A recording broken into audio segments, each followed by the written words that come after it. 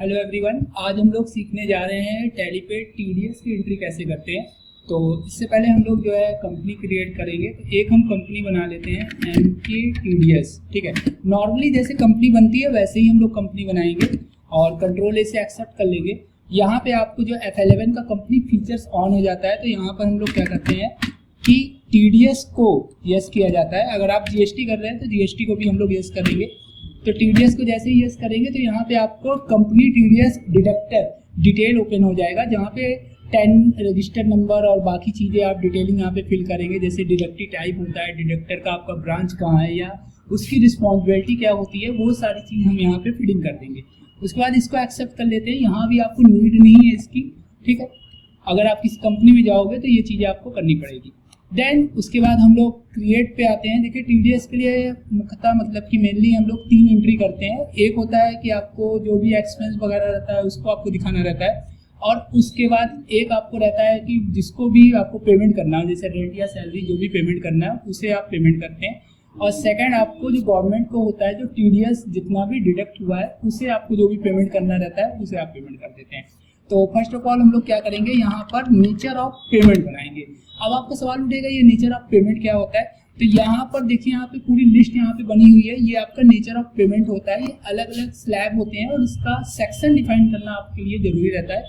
तो यहाँ पे देखिए, अगर हम मान लीजिए रेंट लगा रहे हैं तो रेंट का जो सेक्शन होता है यहाँ पे होता है आपका 194I। अगर ये सेक्शन आप डिफाइन नहीं करते तो लास्ट में जो भी आप एंट्री करोगे तो वहाँ पे टीडीएस आपका डिडक्ट नहीं होगा। तो हम यहाँ पे पहले क्या बनाएंगे, सेक्शन बना देंगे। तो एक रेंट कायदे से तो अगर देखा जाए तो ये आपको पूरा लिखना पड़ेगा, rent fall of land, building और फर्नीचर। बट यहाँ पे हम रेंट एक नेचर ऑफ पेमेंट करके बना देते हैं, तो रेंट नाम का एक बनाते हैं। उसके बाद सेक्शन कोड, जैसा कि हमने आपको बताया कि सेक्शन कोड आप यहाँ पे डालिए, तो आप 194I सेक्शन कोड यहाँ पे डाल देंगे। उसके बाद ये पेमेंट कोड वगैरह रहता है, ये सब आपको वहीं से मिलता है। उसके बाद होता है विथ पैन और विदाउट पैन। अगर आप विथ पैन आप करते हो तो आपको 10% जो भी उसमें डिफाइन रहेगा, जो कि यहाँ पे आपका सेक्शन में डिफाइन है, ठीक है, उसके अकॉर्डिंग यहाँ पे फिल करेंगे। और विदाउट पैन कार्ड, अगर आप विदाउट पैन कार्ड मतलब पैन कार्ड अगर ये यूजर कन्नड़ अगर क्रेडिटर्स आपको पैन कार्ड नहीं देता है तो आपको वहाँ पे 20% डिडक्ट होगा। उसके बाद आगे बढ़ेंगे, ये अदर डिडक्टिव टाइप का रहता है। उसके बाद यहाँ पे आता है थ्रेशोल्ड लिमिट। ठीक है, थ्रेशोल्ड लिमिट क्या होता है कि 50,000 तक अगर आपका रेंट रहेगा, लेस देन 50,000, तो वहाँ पे आपका टैक्सेशन नहीं कटेगा, और 50,000 से ऊपर रहेगा तो वहाँ पे आपका टीडीएस कटने लगेगा। ओके, कंट्रोल ए से एक्सेप्ट कर लेंगे, बैक चले जाएंगे। उसके बाद देन लेजर हम लोग क्रिएट करेंगे। यहाँ पे जाके नॉर्मली जैसे लेजर क्रिएट करते हैं तो कोई भी लेजर पहले बना लेते हैं। एक हम बना लेते हैं टीडीएस का। तो टीडीएस जाता है ड्यूटी एंड टैक्सेस में, और उसके बाद टीडीएस को सिलेक्ट करेंगे। 1 मिनट, और यहाँ पे जाने के बाद इसको हम या तो एनी कर लेंगे या तो रेंट कर लेंगे। अब एनी करने से क्या होता है कि यहाँ पे अगर हम एनी कर लेंगे तो जितने भी नेचर ऑफ पेमेंट होते हैं, जैसे रेंट, सैलरी या लॉटरीज, तो वो सब टीडीएस में ही वैल्यू वाली जाती रहेगी। और अगर हम इसे रेंट से एम्बेडेड कर देंगे तो ओनली रेंट वाला ही बनेगा। तो इसके लिए क्या करना पड़ेगा, आपको अलग अलग टीडीएस के लेजर बनाने पड़ेंगे। तो यहाँ पे तो मेरा एक ही है, तो रेंट के लिए कर देते हैं Ctrl+A, एक्सेप्ट कर लेते हैं। देन फिर सुमित नाम का एक सिंडिकेटर्स बना देते हैं ताकि आपको याद रहे, और सिंडिकेटर्स यहाँ पे कर देंगे, ठीक है। और उसके बाद यहाँ पर जैसे डिडक्टर जो आपका इफ टीडीएस डिडक्टर, इसको यस कर देंगे। और ये आपका बॉडी ऑफ इंडिविजुअल क्या होता है, रेसिडेंट है कि कंपनी है, इसको यस कर लेंगे, ठीक है। इतना करने के बाद एक चीज़ आपको यहाँ पे ध्यान रखना है कि आपको यहाँ पे जो पैन कार्ड नंबर होता है इसको डालना पड़ेगा। तो नॉर्मली अभी हम कुछ भी यहाँ पे कर देते हैं, ठीक है, ऐसे आपको पता होगा इसके बारे में। और उसके बाद फिर हम यहाँ पे एक बनाते हैं एक्सपेंस का लेजर, जैसे कि रेंट एक्सपेंस, ठीक, और इसको इनडायरेक्ट एक्सपेंस के अंदर रख देंगे। इनडायरेक्ट एक्सपेंस रखने के बाद यहाँ पे आपको अनडिफाइंड नहीं करना है, इसको आपको डिफाइन मतलब एप्लीकेबल करना है।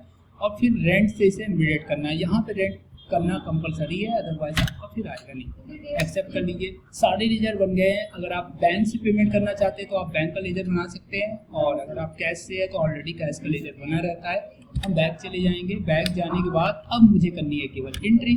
वाउचर पे आएंगे यहाँ पे, और F7 जनरल वाउचर ओपन होगा, यहाँ पे एंट्री करेंगे।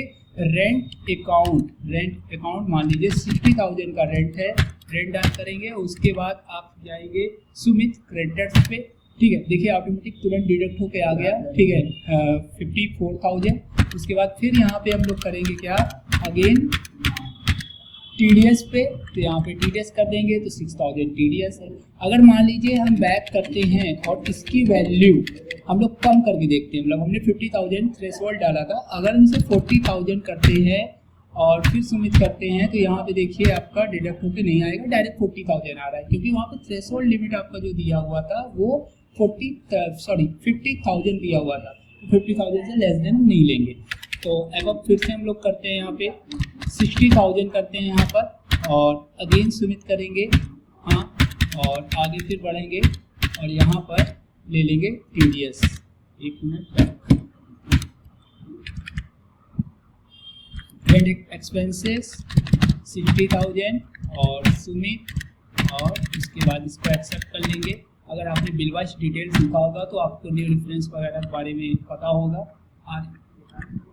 और उसके बाद TDS पे कर देंगे और इसको एक्सेप्ट कर लेंगे। अब हमारा काम लास्ट में क्या बचा है, पेमेंट की एंट्री बची है। तो सुमित को कितना पेमेंट करना है, 54,000 रुपीज़, और उसके बाद कैश से पेमेंट कर देंगे।